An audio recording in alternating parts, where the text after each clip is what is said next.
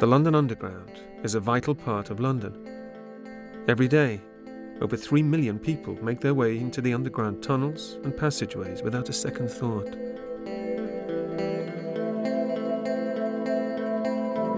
Most of them travel completely unaware of the history of their surroundings.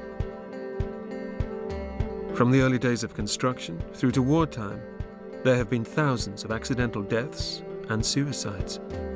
Add these to the graves, cemeteries, plague pits and church crypts that the tube's construction has disrupted over the years, and the number of potentially disturbed souls begins to add up to the thousands. This is a journey through the oldest underground network in the world. For the first time ever, men who actually work on the tube have shared their stories.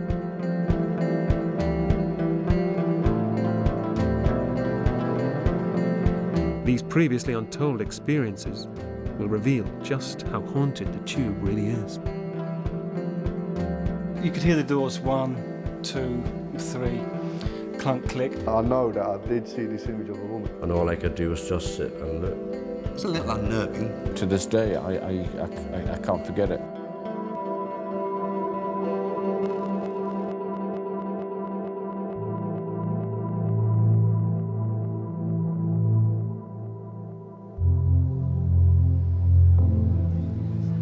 The rhythm of the tube's daily life rarely changes. Before the tube shuts for the night, commuters make their way home in various states, all desperately trying to make sure they catch the last train. Because if it left without them, they would experience a very different place than the one they're used to. The crowds would be gone, replaced by silent, empty and lonely stations and passageways. 24 hours a day, the CCTV from every station in London is monitored by a line controller based in a separate location. In the summer of 2000, the line controller noticed a man standing on a platform at Liverpool Street in central London. This was particularly unusual as it was 2 o'clock in the morning. The station was closed and there were no contractors scheduled to be there. On shift that night was Steve Coates, a station supervisor with 23 years of experience. The line controller rang Steve and asked him to investigate. I asked him if he'd like me to go and have a look. He said he would, as he'd seen somebody wearing white overalls standing in the entrance to the eastbound tunnel. I went down to the central line. I couldn't see anybody as I approached the eastbound tunnel. There was nobody there. I looked into the tunnel, I looked all around. There was nobody present. I walked through to the bottom of the escalators and used the telephone to call the line controller, and I explained to him that I'd carried out an investigation. I'd looked through into the tunnel. I couldn't see anybody there. He said, "But this guy was next to you. How could you not see him?" So I said, "Okay, I'll go back and have another look." So I walked through, I looked all around there. Again, I saw nobody. I came back to the telephone, called the line controller and said, "There honestly is nobody here. I've looked around." And he said, "But I'm telling you, I can see you on my CCTV. You were standing right next to him." I said, "Are you sure it's not just a blip on your CCTV?" And he said, "No, the guy was right next to you." And I said, "I can promise you there was nobody there." So he said, "Okay, all right, fine, thanks very much." As I turned and walked back onto the eastbound platform, to my left there was a bench, and on that bench was a white pair of paper overalls. At the time, it made a chill go down my spine. Had anybody walked out of the tunnel while I was on the telephone, I would have seen them. They would have passed the area that I was in. And I certainly did not see anybody wearing white overalls or see anybody placing any overalls on that bench.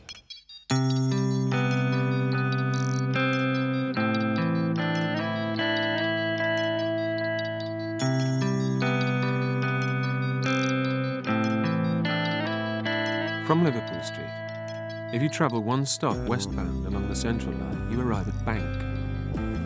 It's one of the oldest stations on the network and is situated in the heart of London's financial district. Andy Harkness worked for London Underground for 35 years. In 1982, he was working the night shift at Bank. The last train had left, and he'd just begun locking up the station.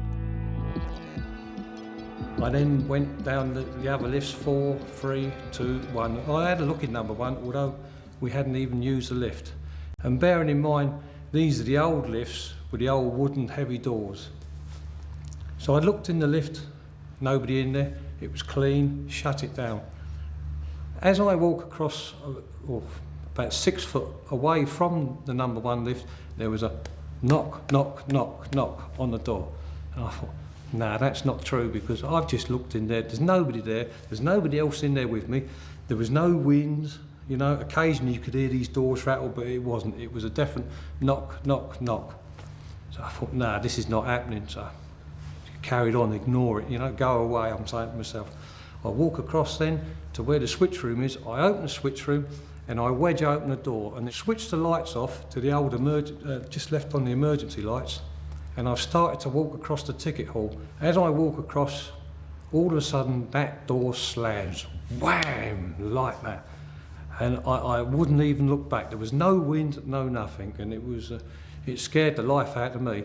And I said, no, it's not happening, like, and I nearly made a mess in my trousers, and off I went, you know. And that was the last time I was working on that side of the station, and I was glad I never went back.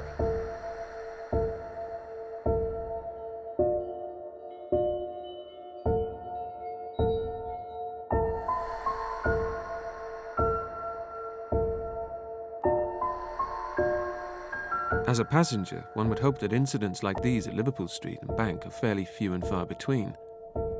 But the reality is, they're not. What would a spirit like that be doing down in the London Underground? It's a strange sort of feeling when something like that happens, especially like if you just don't believe in it. It doesn't make any sense at all.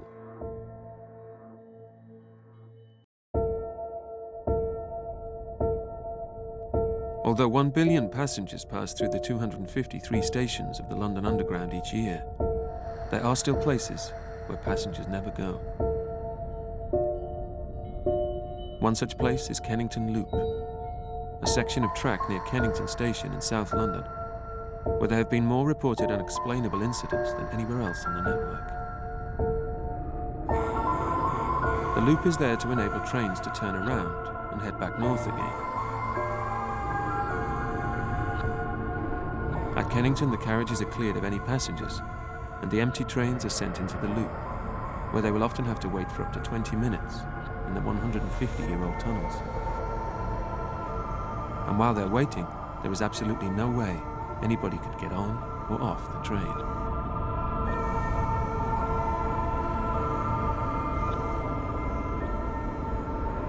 Larry de Larrabiti and Bob Can both worked on the Northern Line. Bob was a driver, and Larry was a guard. Together they have nearly 50 years of experience on the tube, and they both have extensive experience of travelling through Kennington Loop. 25 years ago, I was a guard on the Northern Line. One day, we were contacted by the line controller, and he asked us, because of an incident further up the line, to divert to Kennington Loop. We detrain passengers at Kennington on the southbound, and then we move off and wait in the loop for the signal to come northbound, which normally, that particular night, it was sort of 10 minutes. We were there for quite a while, about 5 minutes or so, which seems quite a long time when you're held there with nothing moving, when I heard the interconnecting car doors going. Now this is a unique, distinctive sound. The clunk click of the doors is unlike any other on the Underground. I heard the slamming of our communicating doors, which are the doors in the middle of the train. You could hear the doors 1, 2, 3, clunk click, again car 5, 6, 7. It got closer and closer, and I thought, well, this is strange. And so I stood up to look into the next car to expect to see my driver there, but nobody was there. And we actually searched the train through all the communicating doors. Half the doors were open, but nobody there. You just think, how strange. It happened a few times, apparently. The story goes that some passenger was killed in the loop. A man was killed at Kennington trying to board the train in between the cars, and as a result was apparently dragged into the sidings and was killed.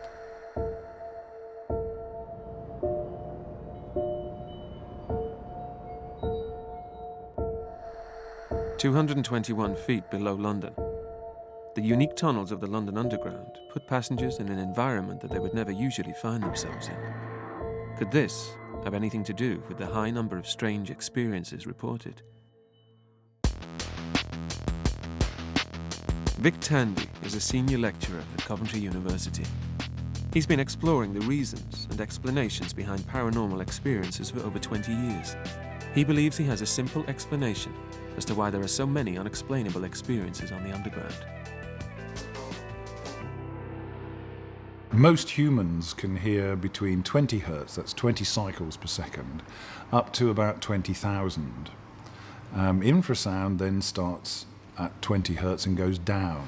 The effects of infrasound are that they can activate the fight or flight mechanism, which makes you feel cold, it makes the hairs stand up on the back of your neck, and so the whole system gets worse and worse, and if you do nothing about it, that in itself will cause visual disturbances, and you may see grey objects in your peripheral vision. To prove his theory, Vic would first need to find significant levels of infrasound in the parts of the tube where strange experiences had taken place. The microphone just works in the same way as a standard microphone. The only difference is that this one is very sensitive to low frequencies.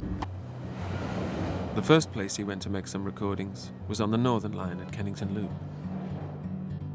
This is Kennington Loop, and so this is where the trains actually come in and then they turn around and go back out again. And so one of the stories involves people having strange feelings in here, and so we're measuring the level of infrasound actually in the tunnel as we go round the loop.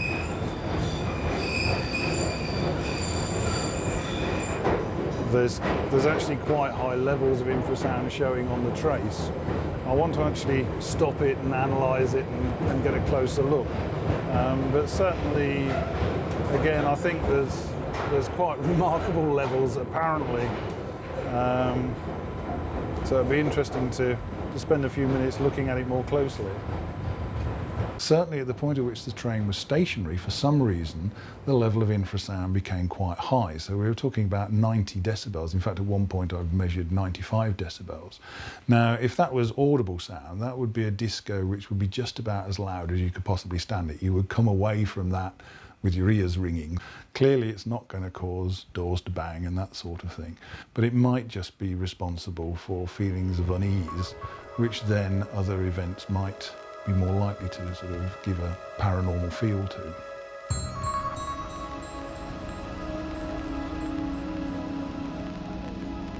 Much of the noise generated on the underground is made by the machines and motors that run constantly during the passenger hours, providing services that have become second nature to commuters, such as the 408 escalators and lifts in operation at any one time all over the network.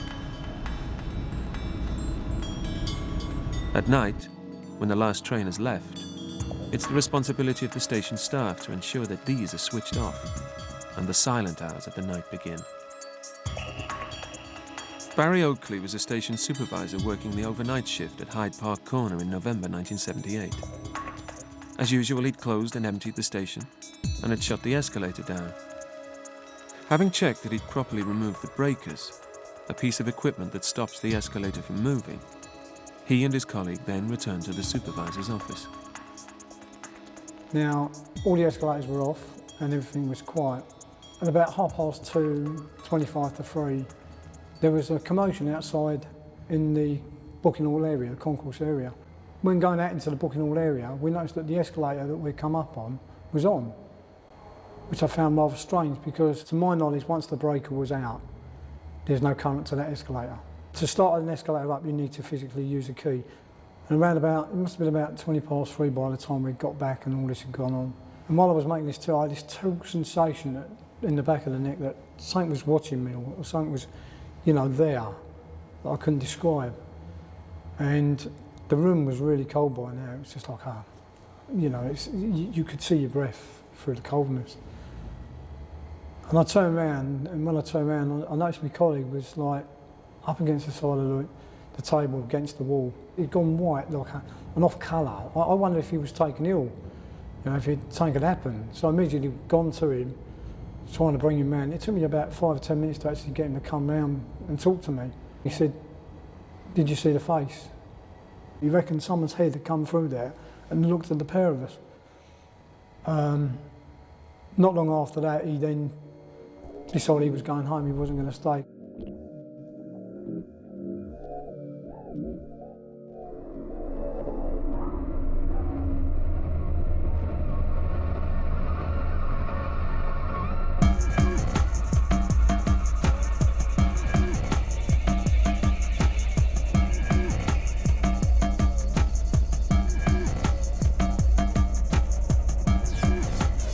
Tariq Rana was a station supervisor working at Beacon Station, a quiet commuter overground station on the District Line in East London. He was working a late shift one evening in the summer of 1992.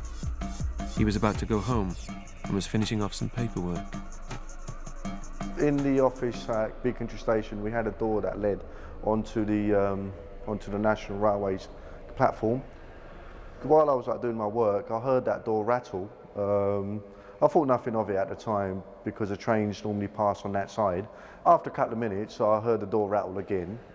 So I thought, well, I heard it rattle the first time, so there must be a train coming. And then after another couple of minutes, I heard it rattle again. And then I thought to myself, well, it's now rattled 3 times. The train, if there was one, should be coming. I got very uncomfortable with that, so I had another member of staff upstairs, so I thought I'll go upstairs and on a chat with him. I walked on the platform, got to the staircase, but I just had this strong feeling that there was somebody walking behind me. And then basically at that point I turned round and I saw an image of a woman. She had long blonde hair, probably about halfway down to her back, and she had no face. It was just like a blank where the features would be. And the funny thing is, every time I tell this story, I always get goose pimples, and I've really got them now as well because I know that I did see this image of a woman. Anyway, by that time, I've approached my member of staff, and I remember his exact words. He said to me, "You look as if you've seen a ghost," and I said to him, I think I have." And then he says to me, "Oh, is it a woman in a white dress?" I said, "Yeah, how do you know?" And he goes, "Oh, I've seen her as well."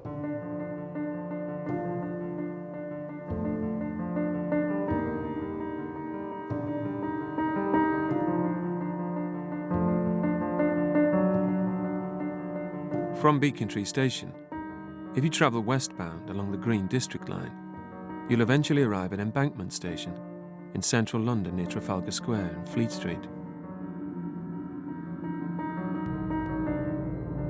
Embankment is one of London's busiest interchange stations. Over the years, many of the station staff and contractors have reported very strange feelings and unusual experiences in one of the station's disused tunnels which runs under the Thames. The tunnel is called Page's Walk. Strange noises. Some have said they've heard footsteps, others that the lights have gone out and then come back on again. You hear the doors slamming, stuff like that, and then when you walk through the tunnel, you get to a point there's changing temperature. It does get quite cold down there, and it does give a very eerie sort of sense of a feeling down there. You're not going to get me to go down with you. One person who has no choice about going down to Page's Walk is a contractor we met while we were filming. He didn't want to be named, but he's been coming to work in the tunnel every day for the past 3 months. And the tunnel, rather than the work, is beginning to have an effect on him. I've worked all over London, places that got bombed during the Second World War. They never thought about anything like spirits, so I don't worry about it, just get on with your job. But Page's Walk, this one, it's different from day one. I felt like I wasn't wanted or I was somewhere where I shouldn't be. Some of the staff, I think, do believe there's something down here. Yes, I've thought about what it can be. I've thought of answers, what can make the doors bang. I don't know. I'm not saying there's something down there. I'm not saying there is or there isn't. I don't know. I don't want that job.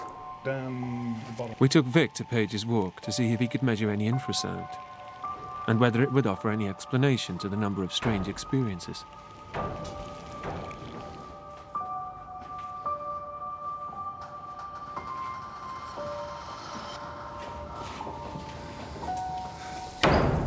Well, the whole atmosphere in this place is incredible. There's a huge gale blowing through. The door is just closed in front of me. So, you know, the whole place has an absolutely incredible atmosphere. You get these cold blasts of air. I don't know whether that's the trains moving through the tunnel, but yeah, the temperature changes. You can actually feel, you know, the clothes moving, and I love the noise that the door makes. It's going to bang again. Well, we're about halfway into the tunnel, and the spectrum analyzer is reading quite a lot of low-frequency sound. You can see that the marks down this end are quite high. It's feeling a lot colder.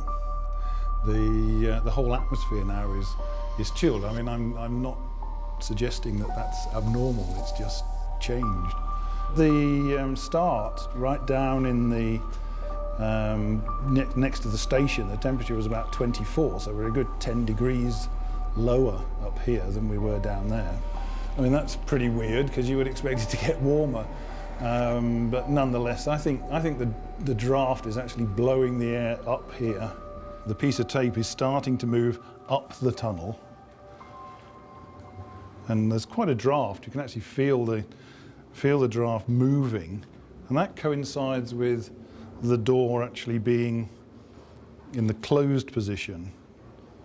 So the draft's now dropped, and my guess is that in a minute, when a train going in the other direction comes, it will suck the air back out again. There we go. So that's now sucking the air in the other direction, which could move the door the other way. I think this is actually a classic example of the kinds of effects that infrasound can have.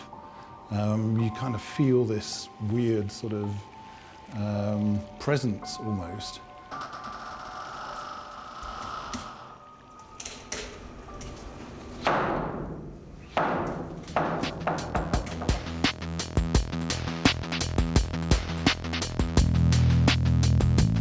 Clear that the high levels of infrasound on the tube are responsible for some of the strange experiences.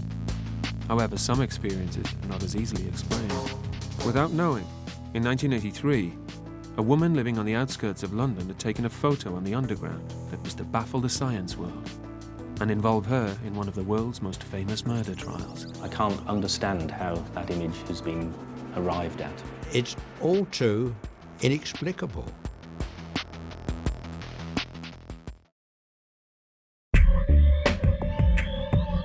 The tunnels, stations and trains of the London Underground are home to unexplainable experiences each year, usually reported by the staff who work in shifts to man every station 24 hours a day, 7 days a week.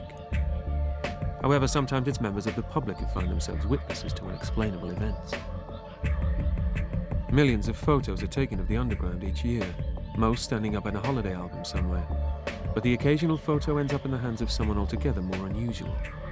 One such photo, taken on the Bakerloo line in 1983, was sent to Maurice Gross from the Society for Psychical Research. Over the years, Maurice has examined and unravelled hundreds of unexplainable photos. When I first saw the photograph, I was astonished. There's no other word for it. I just couldn't make it out. The photo that Maurice had examined was a picture taken in a carriage on the Bakerloo line by Karen Collette, who was showing her family around London. My nephew wanted me to take a picture of the Underground, to have the brown framework, of the train. So I proceeded to take the picture and didn't think anything else of it till some months later when I had the pictures developed. I handed the pictures to my father and my sister's boyfriend at the time, and they were looking through the pictures and they looked at me and said, "Oh, that's not very nice." And I said, "Well, what isn't?" And they said, "That picture that you took." Karen couldn't believe her eyes. She'd taken a picture that science would struggle to explain. It doesn't make any sense at all. Here we have a photograph of a man sitting in an electric chair of all things, squared up in the underground. Nobody obviously saw it, and yet the camera did. Now, what was the reason for that? Robert Cox is from the National Museum of Photography. He's an expert in analysing negatives and images, and would be able to tell whether Karen's photo was genuine or not. The point with this is that it's an amateur camera. So to do manipulation of photographs, particularly in the 80s, you'd have needed quite sophisticated cameras, quite expensive cameras that would focus closely and be able to control the exposure accurately. These negatives are from the 110 camera, an amateur point-and-shoot camera, with not the range of facilities to do manipulation. I don't think the photograph has been manipulated. After researching it, I found out that it was Bruno Hauptmann, who actually, there's a waxwork of him sitting in the electric chair in the Chamber of Horrors in Madame Tussauds. And I found that he was the so-called kidnapper and murderer of the Limburg child, the aviator in the 1930s. So then the next thing I did was I actually went down to Madame Tussauds. I walked in there, I looked at the man that was sitting in the chair, who happened to be Bruno Hauptmann, and what was shocking to me was that my picture was absolutely identical in buttons, in the straps, the way the hands were gripped onto the chair. And the only thing that was different with mine was that to indicate he's been electrocuted, there was blue sparks coming out of both fingers. I think it's a poster, either outside or in the carriage behind, probably of something that was happening in a show in London.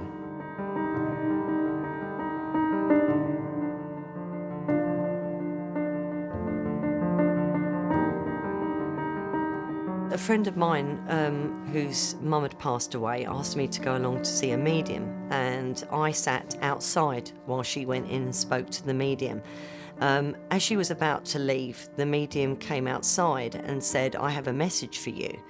And I looked at him and said, "But I'm not here for a reading." And he said, "It's about your photo." And he said, "Just want you to know is that the man said, I'm accused of something that I didn't do, but I did something else." And that was the end of the message. The King William Street Tunnel is one of the oldest and longest disused tunnels on the network. Abandoned in 1900, it stretches from Borough Station to the north side of London Bridge. Prince Holman was a project manager for the Tube centenary celebrations during the 1980s and was asked to photograph the tunnel for a book. He and his colleague returned on several occasions, and each time they witnessed the same strange feelings.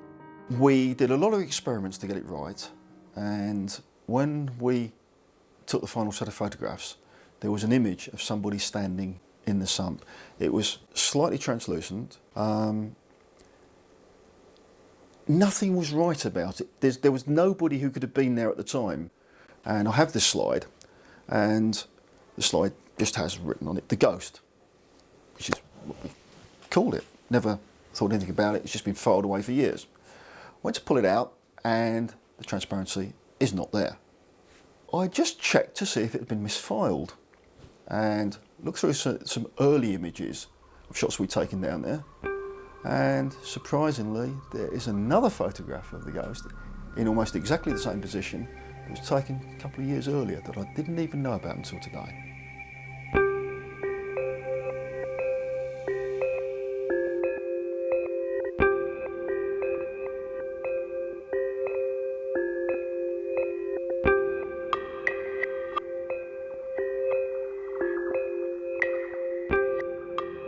Bank Monument Station connects 6 different tube lines, making it the station with some of the longest tunnels and corridors. Cliff Archibald was checking the CCTV monitors in his office after he'd emptied and closed the station. At 2 o'clock in the morning, he noticed something strange. I noted what appeared to be a little old lady standing in a long corridor at a dogleg junction. So I collected a station radio so I could maintain contact with my colleague and made my way through the station. As I reached the same level that she was standing on, she looked up, looked straight at me, looked down again, turned and started walking away. I actually started running down the corridor in order to catch her. By the time I got to the dog leg, she'd disappeared, which I immediately thought strange, as I knew I'd covered that ground an awful lot quicker than she could have walked from the dog leg to the stairs. I went down to the spiral staircases. Both sets of gates were still closed and padlocked. She was nowhere to be seen. Now, I don't believe in ghosts or spirits or anything else like that, so I wasn't going to accept the fact that something pretty spooky was going on. So I called to my colleague in the operations room to check the CCTV cameras to find out where she could have disappeared to. He checked over 100 cameras and there was no one to be seen.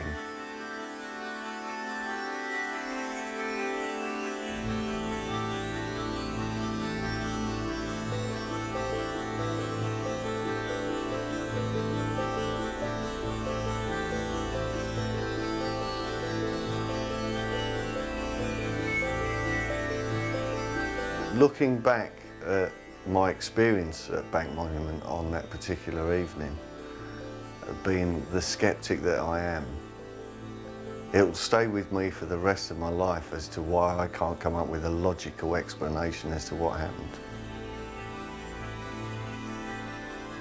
There are thousands of staff who work behind the scenes of the underground, keeping the network moving, clean and maintained.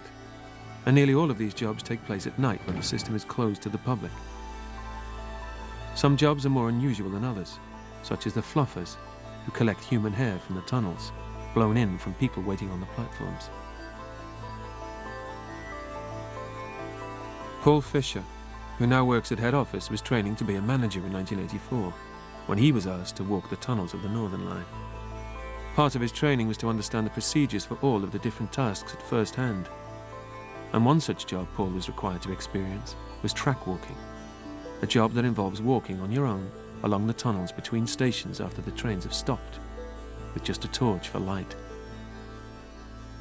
During the walk, I think I was between Oval and Stockwell stations, I came across this clearing, bigger piece of tunnel, and there was a guy working there. And what struck me was that he had one of these old oil-type, gassy tilly lamps, he used to call them.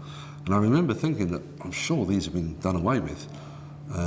Safety reasons, I guess, and everybody had battery torches nowadays. So I said to this guy, I remember he looked old to me then, he's probably my age now.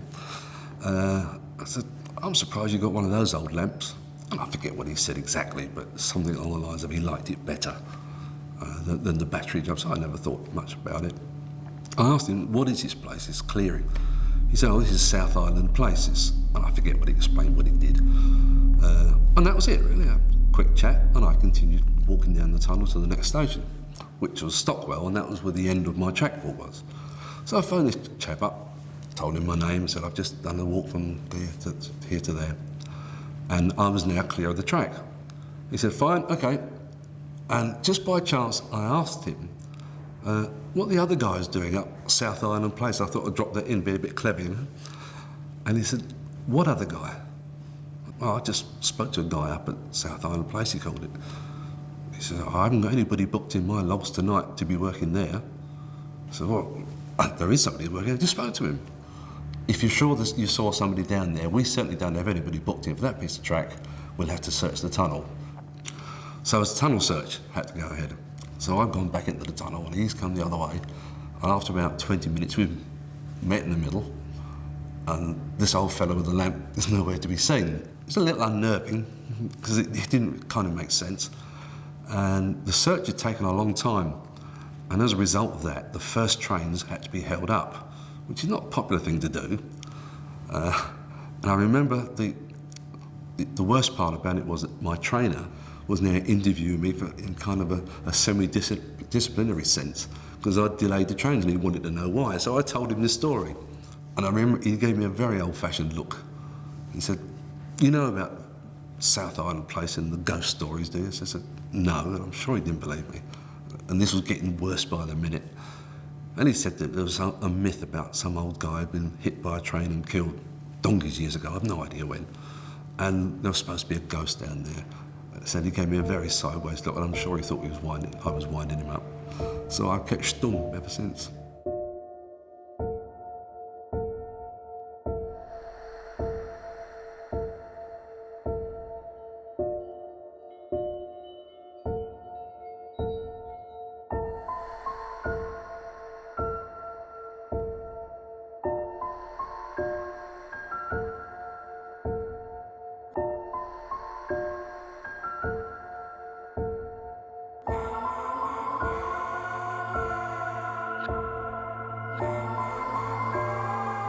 John Graham was a station foreman and was alone working the night shift at Bethnal Green, a station on the Central Line in East London in early spring 1981. As normal, up to the last train, everything, staff went home and everything, and I just secured the station and just went back to the office and started doing some paperwork because all the staff had gone home. Put some of the station lights off. And all of a sudden, I was just sitting there and heard a sound of children crying at first. And I dismissed it as a nothing, really. And then all of a sudden, it seemed to get sort of loud. And then all of a sudden, there was voices of women and people screaming and loud noises, a combination of everything. It built up to quite a frightening situation, really. It seemed to go on for about 10 or 15 minutes. And it was just like as people were panicking, to the point I left the office and I went up to the top of the booking hall and remained, majority of the time I was frightened to go back to the office because of the noise down there. It was quite frightening, actually. Well, even when I go through Bethnal Green to this day, I can't forget it, you know. It's frightening, really, actually.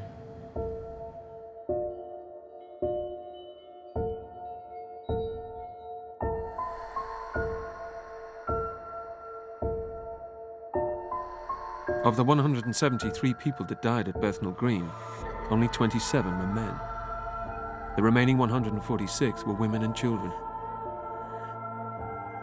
Although infrasound alone could never offer an explanation as to why John heard the women and children's voices, it could explain any strange feelings. We took Vic Tandy to the station to see if he could put his audio expertise into practice and find a possible explanation for the strange noises. This is the station office at Bethnal Green, where the person was reporting feeling strange feelings that then led on to him hearing screams. So I thought it'd be legitimate to measure infrasound in here, see if there is any infrasound which might have been implicated in that. And then we'll go out and do some experiments outside. I'm getting breathless.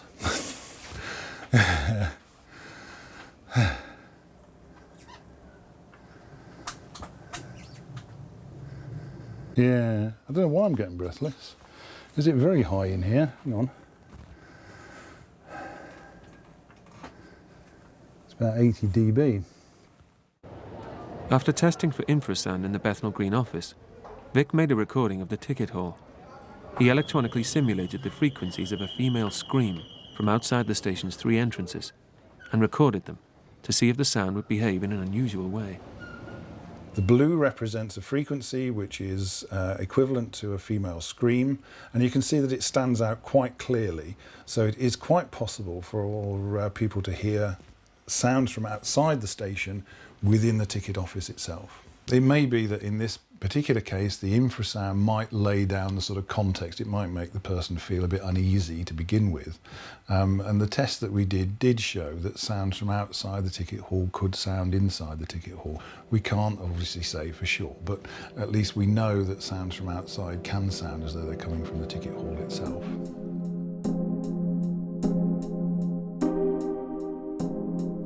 The idea of ghosts keeping station staff company and travelling with everyday commuters is not a new one. In fact, there are dozens of stories that circulate around the network and staff. Rumours such as the Bakerloo Line passenger. When sitting on the Bakerloo Line, travelling northbound, apparently you can sometimes see the reflection of someone sitting in the seat next to you, even though the seat is actually empty. The dead body train is widely reported to have run in earlier parts of the last century. The tunnel, which is now bricked up, is believed to have run from London Hospital to Whitechapel. The train carried nothing but dead passengers to the station. Anne Naylor was murdered in the 18th century.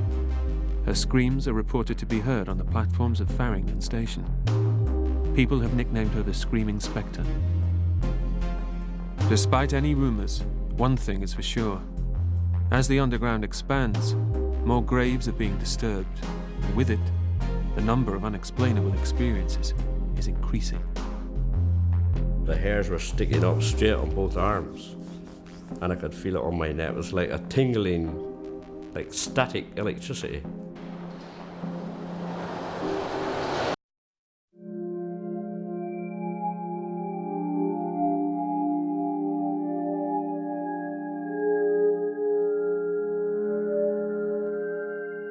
The Jubilee line is London Underground's newest line. However, the extension, from Westminster near the Houses of Parliament to Stratford in East London, dug its way through the grounds of several monasteries, forcing the relocation of 683 exhumed graves.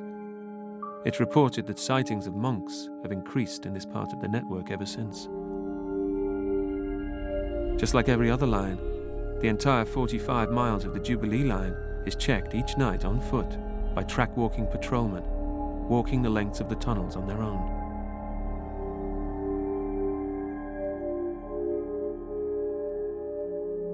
Bill McCown is a track walker and has been patrolling the tunnels of the underground for nearly 20 years. He was walking along the northbound Jubilee line from Baker Street to St John's Wood in the early hours of the morning. He'd sat down in the tunnel for a break. So all of a sudden, I heard this noise. Now there was no bolt holes that side or that side, anywhere. So the next thing, I seen the ballast moving a few meters away. I just sat there with my mouth open, watching the footsteps in the ballast as the ballast sank down with footsteps. You know what I mean? As I was sitting there, the hairs were sticking up straight on both arms, and I could feel it on my neck. It was like a tingling, like static electricity, and it just went on past. And after that, when it got about 10 meters away, it just stopped. But the main thing that worried me was I still had to walk in the same direction as whatever this was went, which was a little bit iffy. But obviously I had to do it because I was patrolling. I got back to Charing Cross from Finchley, and I was talking to the ganger man. When I walked in, he says, "God, Bill, you look very white." I says, "I know you're not going to believe this." He says, "Don't tell me you've seen footsteps in the ballast." I said, "How did you know?" He says, "You're not the first person that has seen it." I said, "Well, what has happened? What do you think it is?" He says, "Well, from what I hear, there's been a patrolman who used to walk that part of the tunnel, but he died. And he is actually still walking the tunnel as a ghost, patrolling, because he still doesn't realise he's dead."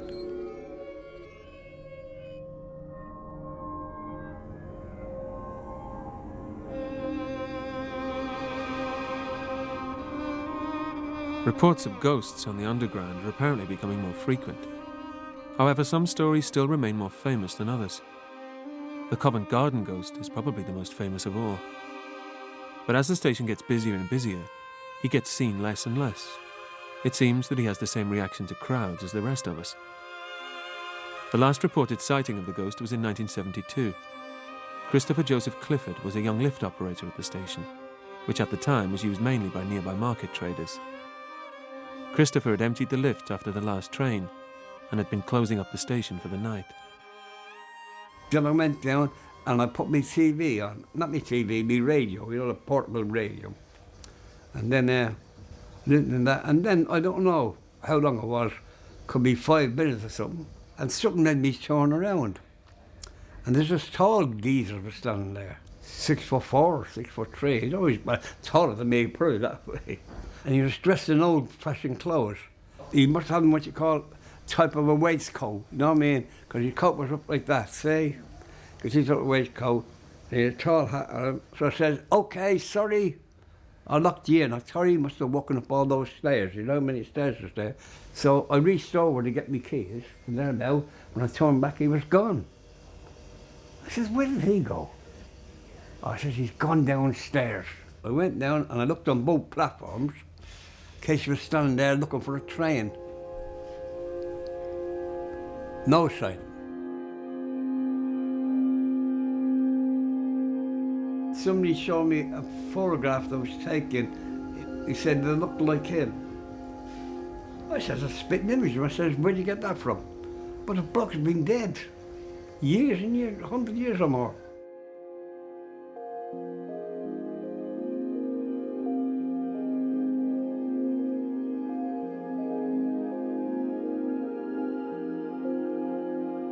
It never crosses most people's minds to descend 150 feet underneath London to the tunnels, corridors and stations of the London Underground. It never crosses most people's minds that the network that gets us all to work and home again is possibly one of the most haunted places in the world. Passengers can become over-familiar with their surroundings, which may be a mistake. In 1860, a Dr. Cumming announced that the forthcoming end of the world would be hastened by the construction of underground railways, burrowing into infernal regions and thereby disturbing the devil. So next time you're on a crowded tube, you may take comfort from the fact that you're not on your own. And if you aren't on your own, will you ever be absolutely sure that the person sitting opposite you isn't a ghost?